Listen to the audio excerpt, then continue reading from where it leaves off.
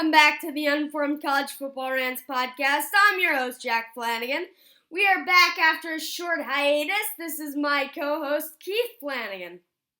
Hello. Our guest this week is... UNC football and Mac Brown alumnus and almost University of Miami superfan, except unwilling to bear the pain, Dan Fabricant. Thank you. Is that accurate, by the way? Yeah, I think that's a fair assessment. Okay, we'll get into it below. Okay, we're going to start this week with my top 10. Number 1, Michigan. They've just showed that they're the best team in the country this year. Number 2, I like Georgia. They're solid. Number 3, Washington. I like how they've been playing a lot. Number 4, Penn State. Just don't have anything bad to say about them. Number 5, I like Ohio State, honestly. Number 6, probably USC. They have the best offense in the country. Number 7, I like Oklahoma. Number 8, Florida State. Number 9, Texas. And number 10, I'm going to actually go UNC here. So, Dan, what do you think? What's your top 10? I mean, I still think you got to keep Georgia number 1 because they haven't lost yet. You know, they're the defending champ. But for the most part, I'm there with you, except for Penn State. I mean, come on, that team doesn't belong anywhere near the top. You know, I mean, but other than that, why not? They have a great defense and a ball control, break them down offense. They can't get big plays, but they don't need to. Yeah, they don't have a good quarterback in my estimation, and I think their defense is good, but I don't know. I mean, they haven't played anybody yet, so I think that's it remains to be seen. But no, otherwise, I think it's pretty good. I mean, look, Penn State's a good team. I don't know that they're going to finish the season in the top 10. I don't know if UNC is either, though. So we'll see how that goes. They got to win an important game today. Yeah, definitely. So that's going to bring us to our first agenda item this week, which... It's USC Notre Dame. And Dan, I believe, is calling from not-so-beautiful South Bend, Indiana. I am not in South Bend yet. I am in the city of the big wind, and we're leaving in a few hours. But, yeah, it's the weather is not going to be nice today. So that may hurt the SC offense a little bit if it's rainy and kind of cold and windy, but we'll see. So, Dan, Jack is very bullish, and I'm very bearish on the Trojans. I'm very bearish because they have a Pop Warner level defense. It's true that Caleb's elite and the offense is going to put up a lot of points, but they basically just can't stop anyone, including teams that suck. So, I feel like they're going to lose today. They're going to lose to Oregon. They're going to lose to Washington, maybe Utah. It's like the wheels imminently are about to come off. I think Notre Dame crushes them. What do you think? I mean, I don't know about crush. I think I share some of your concern, but I share it on the offense, Keith. I think and Caleb Williams is a talent, right? He's the best quarterback in college football and going to be a first-round pick and so on and so forth, all the accolades. But USC has an identity, and that identity is student body left, student body right. I don't know why against Arizona. I mean, Arizona was only about 250 across the defensive line last week. Just run on them. You've got these kids that want to be USC offensive linemen, and like you said, the defense is bad. So how do you keep it off the field? By running the ball. So yeah, I don't know that. I think it's going to be close. I don't think Notre Dame is going to play as bad as they did last week, but I don't think USC is going to play as bad as they did last week. So it's with the weather, the number of explosive plays goes down. I think SC wins, but I think it's going to be close. You wearing green? No, I am. I think I got all blue to wear actually from my Tar Heels. I don't have the light blue, but I get the dark blue. What's your prediction for today, Jack? Well, for USC, Notre Dame. I like USC this week. I feel like Lincoln Riley's. I feel like he's gonna get his defense fired up like he did in the second half last week. They were down 28-0 maybe, and he actually kind of rallied the defense to a certain extent to come out and win. that brings us to our next agenda item, actually, which is what happened to Notre Dame last week against Louisville? Good question. Hartman, that was probably the worst. I mean, I don't think he had a game that bad when he was at Wake Forest. He was not good. And the front seven for Notre Dame was not good. They looked like they were asleep. They looked flat. So I think one thing that I flavored to this week's game, too, is if they don't have a good showing against SC, I'm not saying the coach is on the hot seat at Notre Dame, but it's certainly getting warmer, right? Right. I mean he's like, yep, that's right. So, yeah, I feel like they started off the season really strong, but then they played actually really good against Ohio State apart from the last 1 minute and 30 seconds and the last play when they had 10 players on the field. I mean, at a certain point, you have to hold that coach accountable. You also got to give the dude a little bit of lead time. Like, Rome wasn't built in a day. Yeah. Well, I think that's right, but I think also, it's Notre Dame, right? They're tired of waiting. Right. What about Louisville? What's going on with them? Like, I didn't know a thing about Louisville football before they beat Notre Dame. Yeah, I mean, Louisville's one of those programs where they've had some really good ups and downs, right? Like, they're either on the national scene and doing a good job, and it looks like they might, they still have some tough games coming up in the ACC, but they may be a surprise team in the ACC that sneaks into the championship. So I mean, Clemson's down. That's Florida State obviously is pretty good this year, but Louisville they look good. They've got some horses, and they've always done a good job recruiting. So, I mean, a lot of guys in the NFL from Louisville. So, I don't know. I think they're a better team than people gave them credit. I think people thought Notre Dame was going to walk in there and wallop them, and they didn't. In high school, I went to debate camp at University of Louisville in the summer. You're right that that's a mark of great social shame, but I enjoyed it. My memory is that the University of Louisville is downwind of a Purina cat food factory, and that the whole campus smells like cat food. Yeah, well, it's worse than that, because when I played against Louisville, we played on a Thursday night, and the stadium used to be where they had the rodeo. And so literally the stadium just reeked of cow pies. So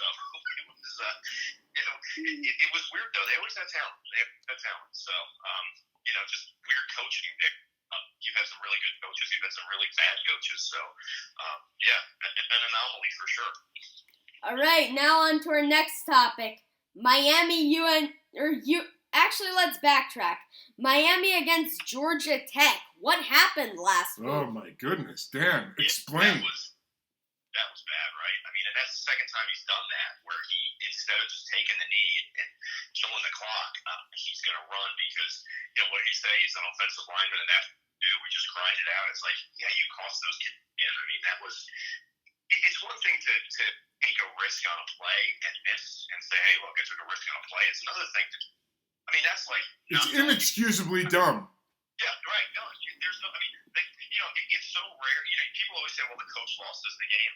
Yeah, okay. This time, the coach lost the game. Yeah. And I like the coach a lot. I want him to not do that. Yeah, that's like... that things like that could be a program killer, right? Like, people are going to be like, yeah, he's a good recruiter, but he can't get it done on Saturdays. That's one of those things where it's like, you look at the coach that have been in Miami, the Jimmy Johnsons, the Howard Schnellenbergers, Butch Davis, like, those guys had other issues, but that wasn't, like, tactically, right. They never short-circuited themselves. Right. I love the coach's vision and charisma and recruiting prowess. Here's the thing. People made fun of Jim Tressel, right? The sweater vest, the extreme conservatism. But, there's nothing wrong with not making big mistakes. Yeah, that was their identity, right? Yeah. There should be, that's a good identity to have as a football program. It's like, we don't screw ourselves out of a win, Right. Yeah, so what I'm going to say is, Cristobal was a really good coach at Oregon, but... Was he? Yeah, and what did he win? He won a Rose Bowl, but like, it looked like he was going to go to the CFP a few years, and I remember, I think it was 2019, it looked like they were going to get the number 4 slot in the CFP. Then they go into, where's Arizona State? Tempe. Yeah, they go into Tempe, and Arizona State shellacks them. Like, I feel like he has a less than good track record of winning under pressure. Yeah, I mean, I think you're right. I think there's just like that's one of those where you go, your players start to doubt the head coach when things like that happen, right? Because it's like, it's one thing that you miss a couple tackles, some fundamentals break down, but this is just like I said. I mean, most of those kids a game. Yeah, and he's definitely done that before. That brings us to our next agenda item, which is CFP Take 3. Wait, don't we do... Oh. Can I make a agenda flip? Of course. This naturally segues into Dan's prediction for UNC Miami. And Dan, tell our giant audience about your background with UNC and with Mac Brown. Yeah, I went to North Carolina and I played for Mac Brown, 95, 96, 97. We went to 3 bowl games, 2 Gator Bowls, and then Carquest Bowl, the now defunct Carquest Bowl. And yeah, it was a time in which Miami wasn't in the ACC. We did have Florida State, so this is an interesting time. Mac Brown's done quite well against Miami, so this is going to be an interesting game. Do bowl rings come in handy in bar fights? Yes, they can, but they can also work against it because it's effectively wearing a piece of identifying material. So that certainly has there's an upside and a downside. So, what is going to happen today? I mean, Drake May's been really good, and if he can keep up, especially if he's half of what he was last week, where he threw for 450 yards, I think UNC will have a good game. UNC's done a better job on. We'll see if that holds. I'm hoping.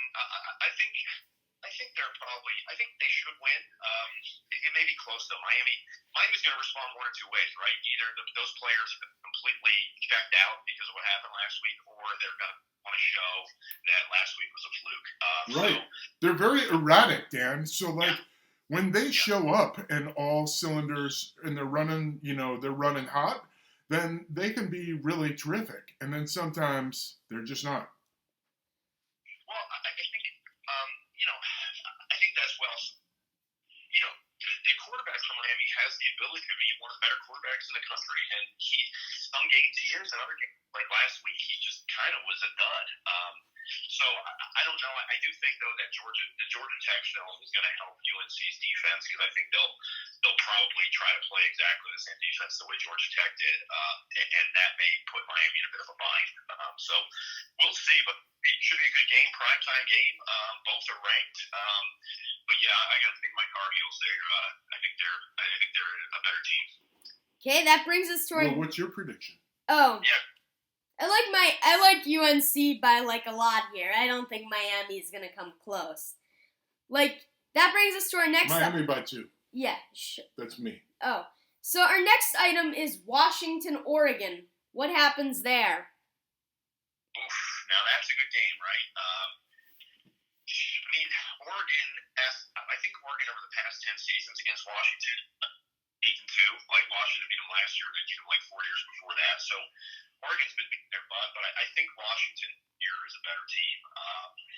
They're going to have to play like it though, and I think Oregon's defense has the ability to really be disruptive. So if Washington job early on in the game, I think they'll not cruise to victory, but I think they'll win. But Oregon's tough to count out. But I'm not opposing. So I'm saying Washington probably by field goal touchdown. I just think they're a better team this year. Yeah, and it's 2 years ago, Washington, I think their coach mocked Oregon's academics and they were 2-6. That Jimmy Lake guy bragged about how they were gonna beat him. I think their quarterback threw an interception and he punched him in the face and got fired. Yeah.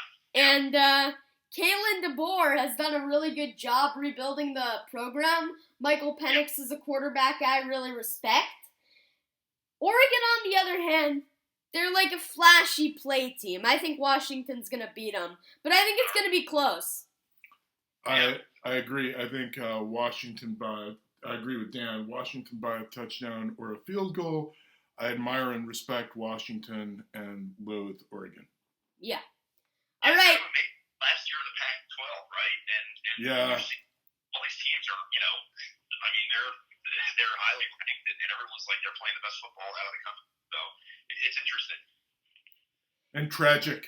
That's a whole separate discussion, Dan. We're going to have you on a future podcast concerning the tragic collapse of the Conference of Champions. I'm game because that's just. It's too bad, right? It's the end of a beautiful thing, and something about Oregon, Washington, and the Big Ten, and save all your good stuff. All right. Now on to our final agenda item: CFP picks. Oh, you go first. Okay, number 1, I like Michigan. I just think that they're a solid team, and they're gonna be the number 1 team. Number 2, I like Washington. I think that they probably are gonna go undefeated and win the Pac-12. Number 3, I'm taking Oklahoma. The Big 12 is an easy conference, and it's something they'll be able to win. And number 4, I like Georgia. They're just really good team.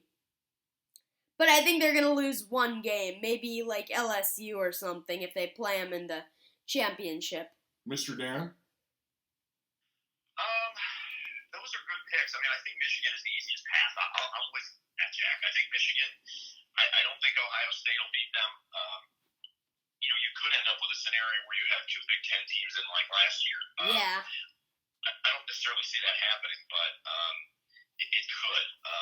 But I still Georgia's got a tough path, but I still think even a one-loss Georgia gets in. And I think that's one of the challenges right now for everybody probably outside of Michigan is you're going to have a bunch of one-loss teams. I think that Pac-12. I like Washington. I like that pick, Jack, but I think they're going to take a loss. I think everyone in the Pac-12 can take a loss. I think that's what they do. They cannibalize. You can take a loss in the Pac-12 this year if you win the conference, and Washington could take a loss if they win out the rest of the season. And you know who my sleeper pick is for the one-loss team that gets in? Call me crazy, Alabama. The kid puts it together. That Milroe, he gets it together. Like, hey, you put me on it's hard to learn on the fly. He is getting better fast, and they're putting the pieces together. And I think it is too soon to count them out. Yeah, I don't disagree with that. I think the other challenge of Alabama lost a lot of starters on defense from last year. Their defense is still good, right? Because Alabama reloads, but I think losing a guy like losing 31, losing Will Anderson, that was huge. Like that guy was the heart and soul of that defense for so many years, and I don't know if they've replaced that at Alabama, but I think look, you're always better as a one-loss team coming from Southeastern Conference, right? They have I don't think that's true anymore, Dan. I think that. It was last year, and it may be again. But this year, people are gonna give the Pac-12 the free loss. You might be right. They may get the benefit of the doubt, but like I said, I think once they all start beating each other, and like you saw in the Colorado game, I wouldn't count teams like Stanford out. Yeah, they're gonna get beaten. They're gonna get beaten handily in some of these games, but they always give more bits. They always give. They're like Okay, so that's where you jumped sharp, Dr. Fabricant. I think Jack and I do count 2 and 4 Stanford out of the CFP this year. Oh, they're definitely out of the CFP. I'm saying getting through the Pac-12 though for Oregon, Washington. Oh, right. It's not a done deal. Like, you know what? If you show up and you have a bad day, the middle tier of so Oregon State and Utah are very formidable. Oregon State? Yeah, that's like... And I like to mock DJ, how do you say his name? Ukulele or whatever. I love to mock those guys because of their Clemson connection and whatever. But he's on They are not to be trifled with. Yeah. Yeah. No, and that's what I'm saying is I think getting through the Pac-12, I'd be surprised if the leader of the Pac-12 doesn't have 2 losses. I wouldn't be surprised just because I think top to bottom, everybody's pissed off and everybody wants to be, the last time you're in the Pac-12, right? They got a lot of years of foment built up towards each other. Yeah, they do. Yeah. So, but I like Michigan. I think that's probably the rock solid pick for getting in the playoff right now. You're jinxing them. They'll have a shot. I think they're going to be. I think one of them will be in the playoff. I really.